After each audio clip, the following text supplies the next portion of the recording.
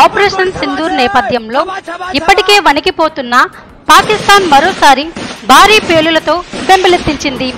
Punjab province లోని లాహోర్ నగరంలోని బాల్టన్ రోడ్లో గురువారం ఉదయం వరుస బాంబు పేలులు సంభవించాయని స్థానిక మీడియా తెలిపింది.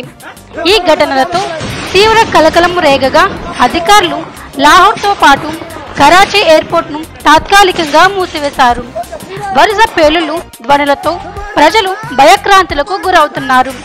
అధికారికంగా పాక్ అధికారులు కూడా ఈ పేలులను ధృవీకరించి హై అలర్ట్ ప్రకటించారు.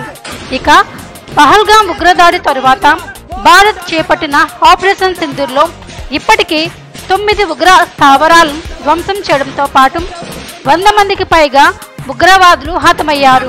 ఈ క్రమంలో పాకిస్తాన్లో పేలుళ్లు చోటు చేసుకోవడం పరిస్థితిని మరింత ఉద్రిక్తం చేసింది. బాలూచిస్తాన్ లిబరేషన్ ఆర్మీ ఇప్పటికే పాక్ సైన్యంపై దాడులకు దిగింది. ఈ దాడుల్లో పలు రేంజర్లు మరణించినట్లు తెలుస్తుంది.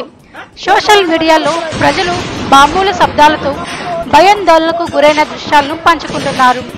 పాక్ ఆక్రమిత కాశ్మీర్లో ఉగ్ర స్థావరాల ధ్వంసం తర్వాత ఈ తాజా పేలుళ్ల ఘటన భారత్ పాకిస్తాన్ మధ్య ఉద్రిక్తతలను మరింత పెంచే అవకాశం ఉంది.